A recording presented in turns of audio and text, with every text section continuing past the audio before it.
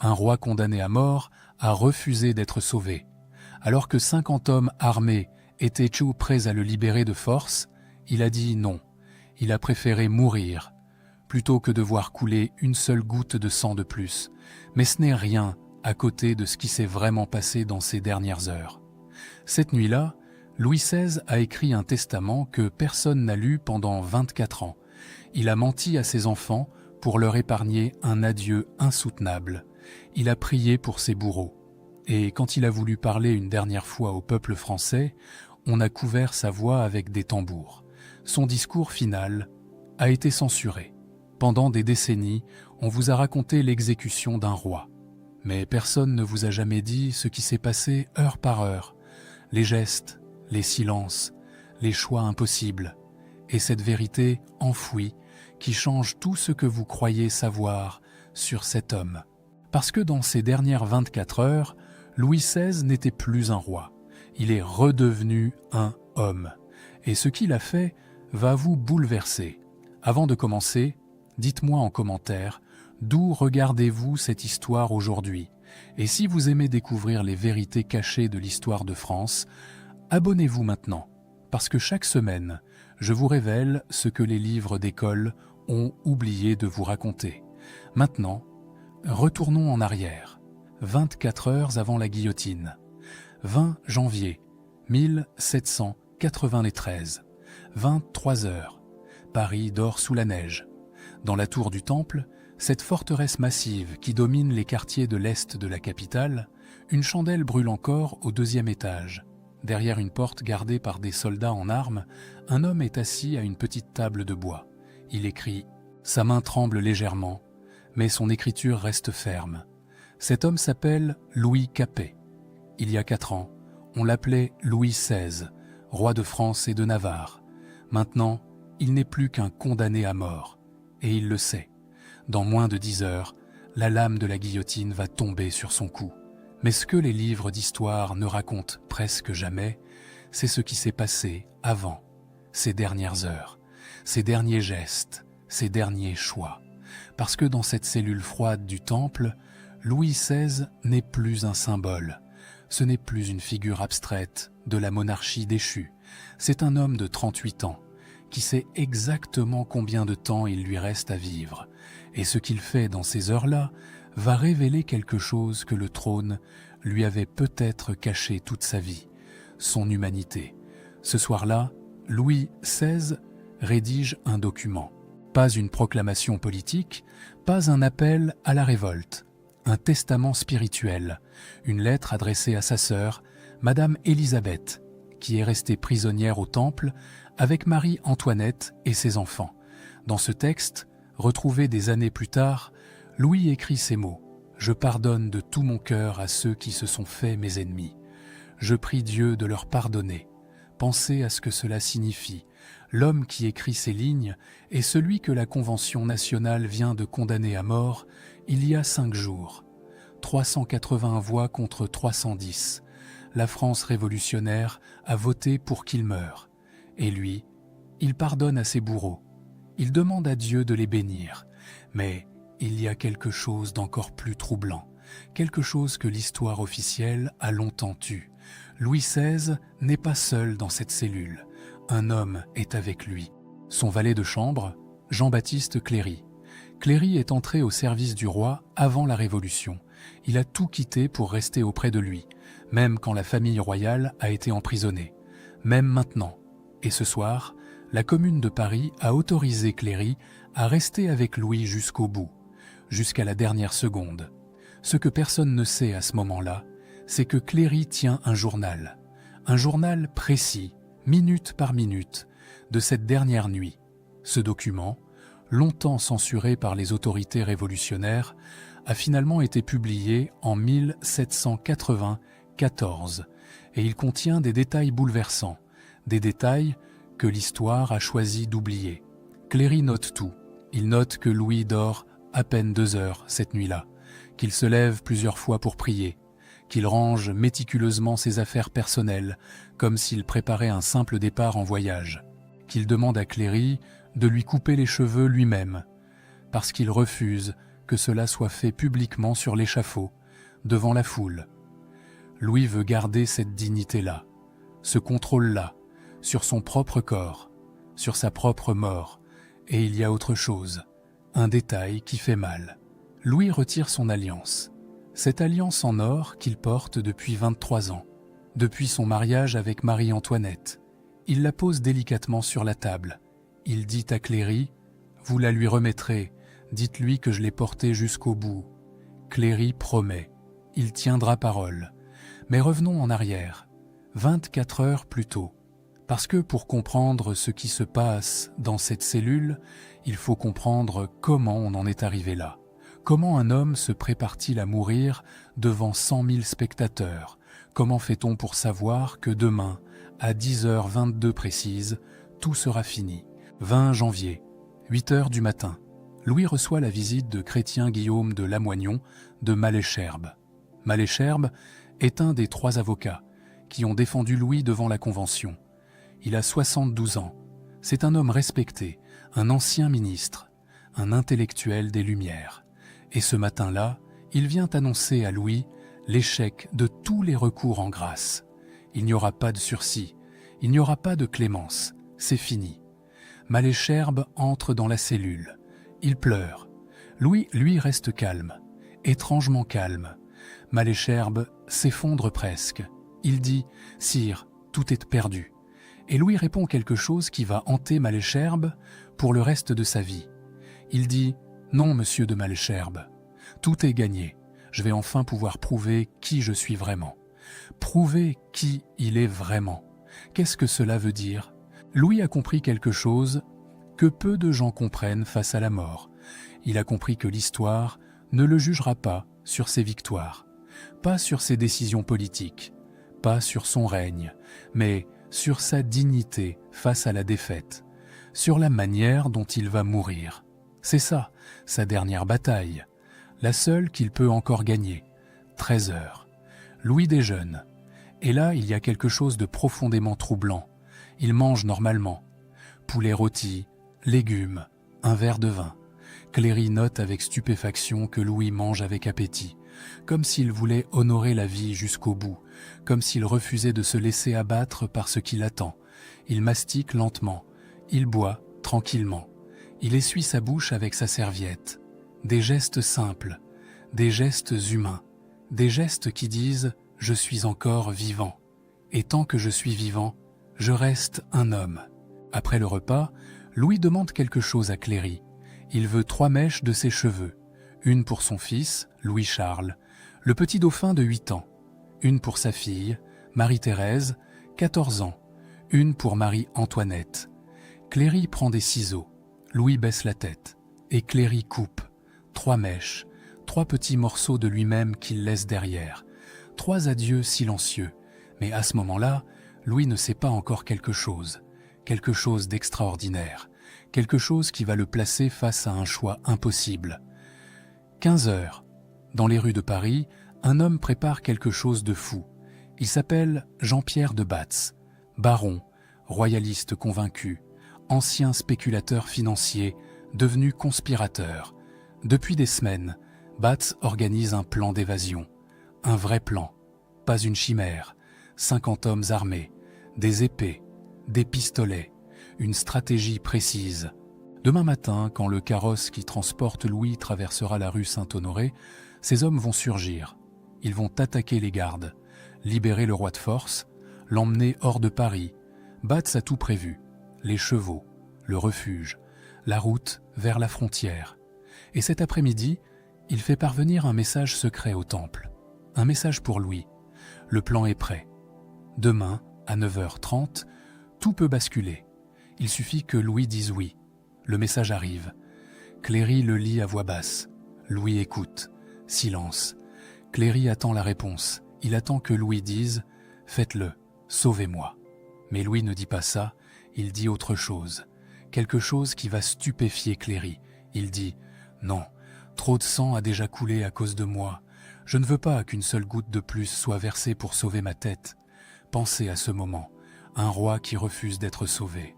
Pourquoi? Par lâcheté? Par résignation? Non. Par calcul moral. Louis sait ce qui va se passer si Batz tente son coup. Les gardes vont riposter. Il va y avoir une bataille en plein Paris. Des morts, des blessés, peut-être une guerre civile qui va embraser la France entière. Et pourquoi ? Pour prolonger sa vie de quelques semaines, quelques mois, Louis a fait le calcul. Il a pesé sa propre vie contre celle de dizaines, peut-être de centaines d'hommes. Et il a choisi de mourir. C'est peut-être la première vraie décision de roi qu'il prend depuis le début de la Révolution, sauf qu'il la prend au moment où il n'est plus roi. Voilà le paradoxe de Louis XVI. Pendant des années, on lui a reproché sa faiblesse, son indécision, sa mollesse face aux événements. Mais là, dans ces dernières heures, il fait preuve d'un courage moral extraordinaire. Il choisit sa propre mort pour épargner le sang de ses partisans. C'est troublant, c'est déchirant et c'est profondément humain. 18 heures, le moment le plus terrible de la journée approche. Louis va voir sa famille une dernière fois. Marie-Antoinette, ses 2 enfants, sa sœur Élisabeth. Ils sont tous prisonniers au Temple, dans des pièces séparées. Mais ce soir, la commune a autorisé une dernière rencontre. 1h45, pas 1 minute de plus. Louis descend l'escalier. Il entre dans la salle où ils attendent. Et là, tout bascule. Marie-Antoinette se jette dans ses bras. Elle sanglote. Les enfants pleurent. Louis-Charles, 8 ans, crie « Papa, non, papa !» Marie-Thérèse s'accroche à lui. Élisabeth reste debout, droite, mais ses yeux sont rouges.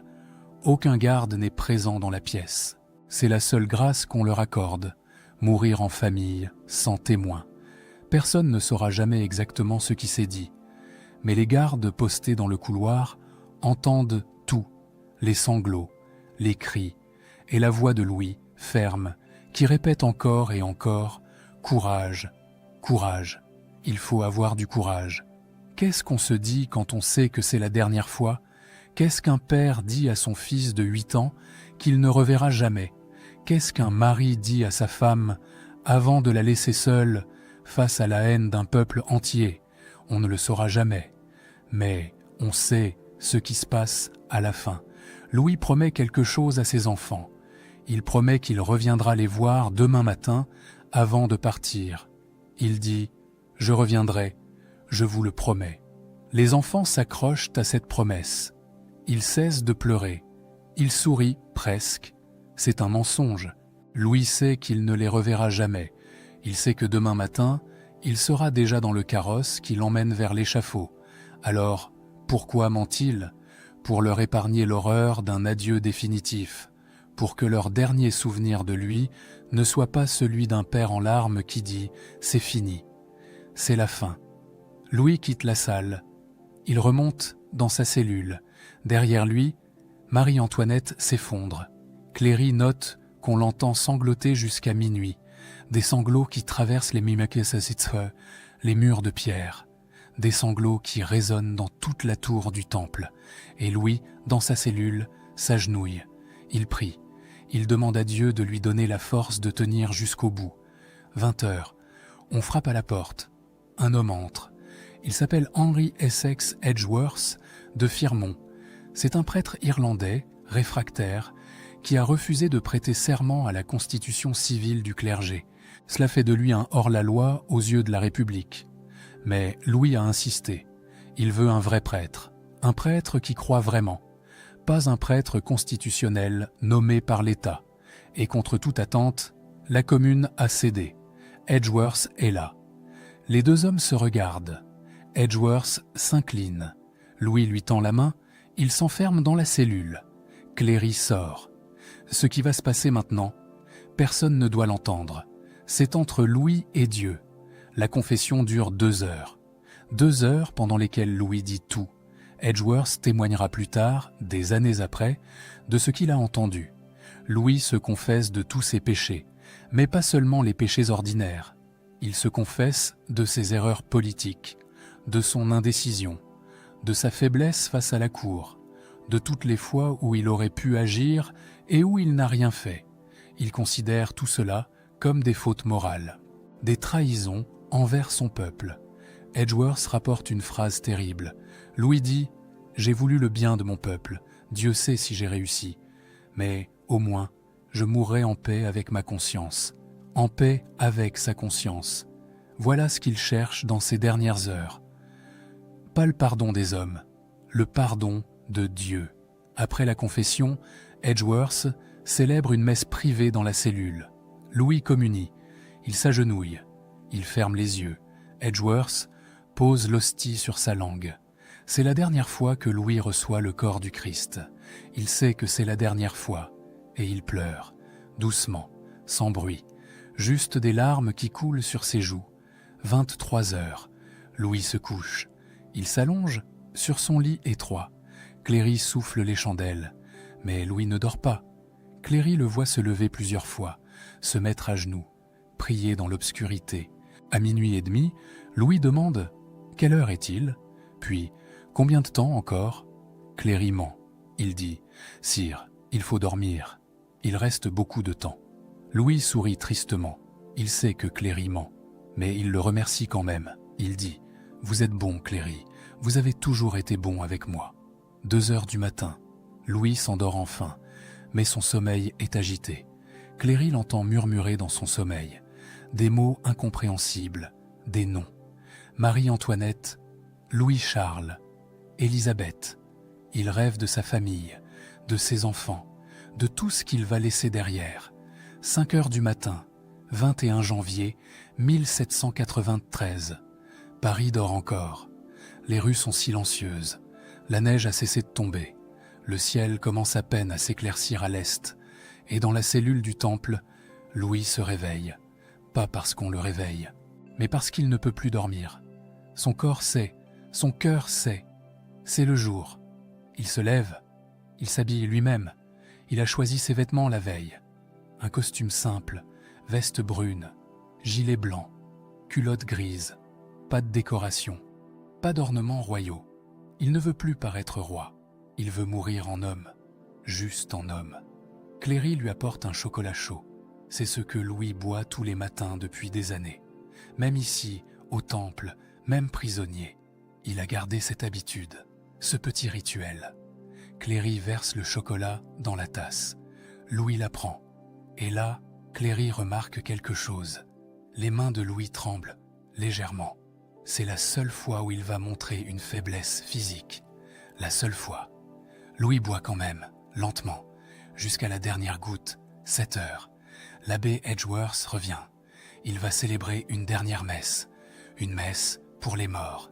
Mais le mort est encore vivant. Le mort est agenouillé devant lui, les yeux fermés, les mains jointes. Edgeworth commence. Au nom du Père, du Fils et du Saint-Esprit. Louis répond « Amen ». Pendant la messe, Louis prie à voix haute. Edgeworth l'entend murmurer « Mon Dieu, donnez-moi la force de pardonner à ceux qui vont me tuer. Donnez-moi la force de ne pas avoir peur. Donnez-moi la force de mourir comme un homme. » Après la messe, Louis sort quelque chose de sa poche, un papier plié. Il le tend à Edgeworth. Il dit « Voici ce que je veux dire au peuple. Sur l'échafaud, lisez-le. » Edgeworth déplie le papier. Il lit.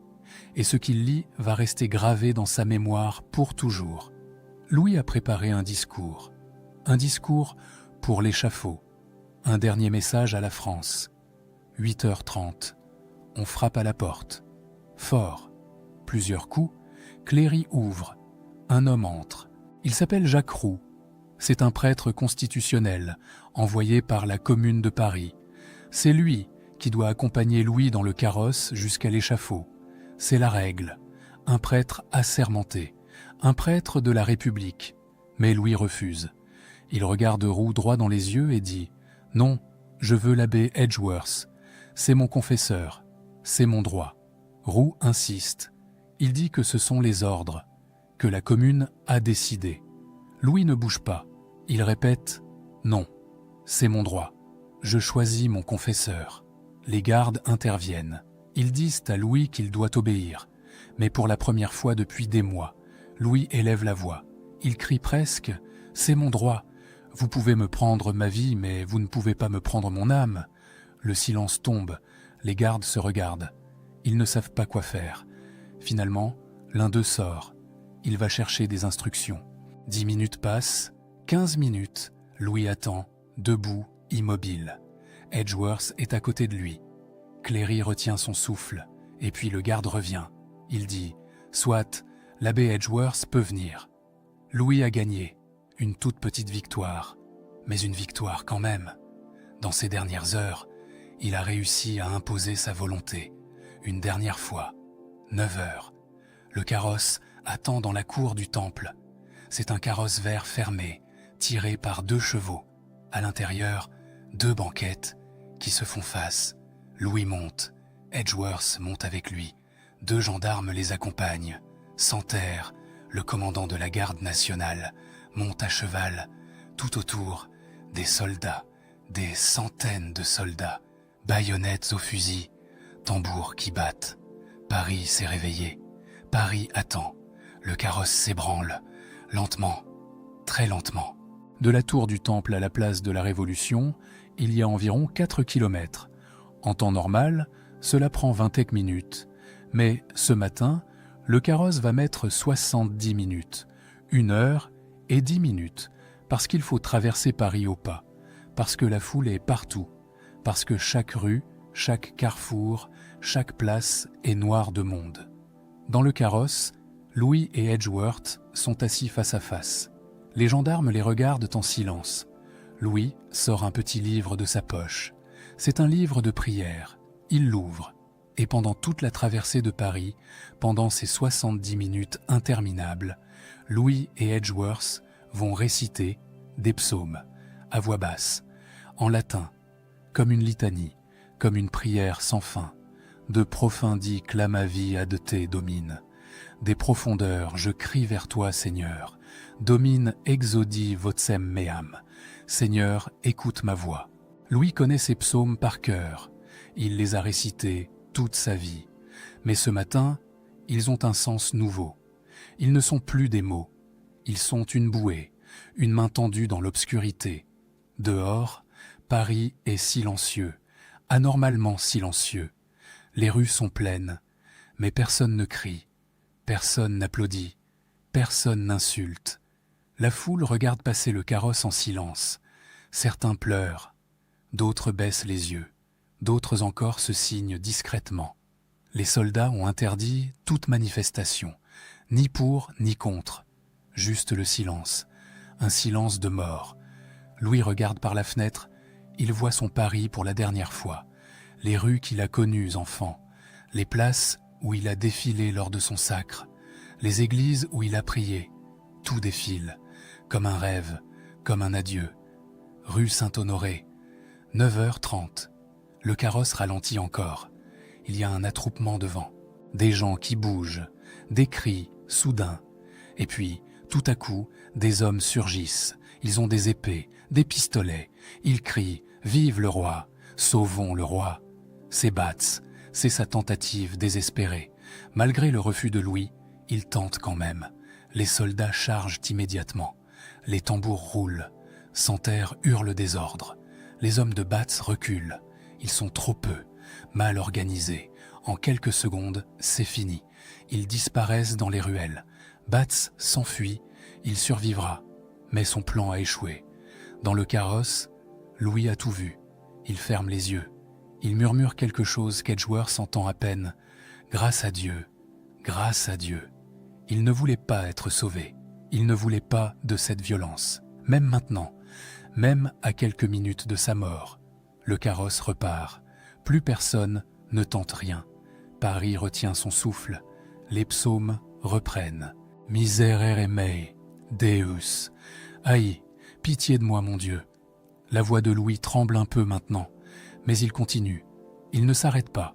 Jusqu'au bout, il va prier.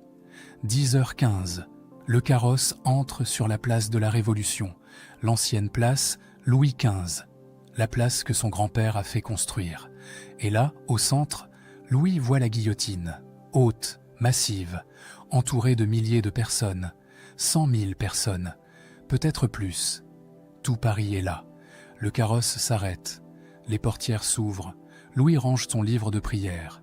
Il regarde Edgeworth. Il dit « Allons-y, c'est l'heure ». Louis descend du carrosse. Ses pieds touche là le sol de la place de la Révolution. Devant lui, l'échafaud. 15 marches à monter. En haut, la guillotine. La machine attend, froide, métallique, implacable. Tout autour, 100 000 personnes. Peut-être plus. Des visages partout, des yeux qui fixent. Des bouches silencieuses. Paris retient son souffle. Louis commence à monter. Une marche, puis une autre. Edgeworth est juste derrière lui. Louis ne tremble pas. Ses jambes ne fléchissent pas le pas. Il monte avec une dignité qui surprend même les bourreaux. Charles-Henri Sanson, l'exécuteur, témoignera plus tard de ce moment. Il dira « Je n'avais jamais vu un condamné aussi calme, aussi maître de lui. » En haut de l'échafaud, Louis retire lui-même sa veste. Il déboutonne son gilet. Il défait son col. Les bourreaux s'approchent. Ils veulent lui attacher les mains. Et là, Louis résiste. Il recule d'un pas. Il dit « Non, je n'ai rien fait de mal. Pourquoi m'attacher comme un criminel ?» Les bourreaux insistent. Santerre donne l'ordre. Il faut l'attacher. Edgeworth s'approche de Louis. Il lui dit quelque chose à l'oreille. Quelque chose que plusieurs témoins ont rapporté. Il dit « Sire, dans cet outrage, voyez un dernier trait de ressemblance entre votre majesté et le Dieu qui va être votre récompense. » Louis comprend. Jésus aussi a été attaché. Jésus aussi a été humilié. Louis tend les mains. Il accepte. Et puis, il fait quelque chose que personne n'attend. Il marche vers le bord de l'échafaud. Il lève la main. Il veut parler. Il a préparé un discours. Il veut dire ces derniers mots au peuple français. C'est son droit. Le droit de tout condamner. Il ouvre la bouche. Mais Santerre a reçu des ordres. Louis ne doit pas parler. Pas un mot. Santerre lève le bras.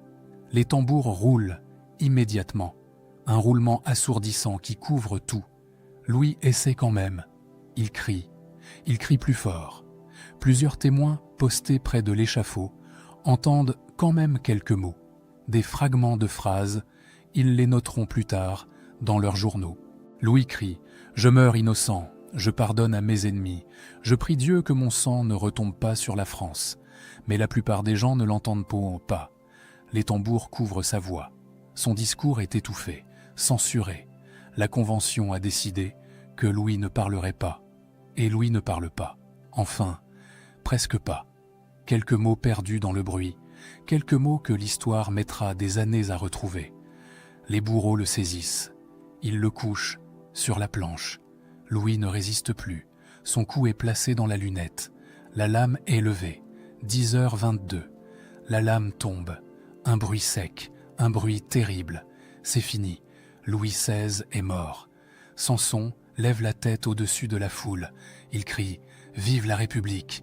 La foule répète « Vive la République ! Vive la République !» Mais plusieurs témoins rapportent un détail troublant. Beaucoup de gens pleurent, même parmi ceux qui crient, même parmi les révolutionnaires. Ils pleurent. Pourquoi ?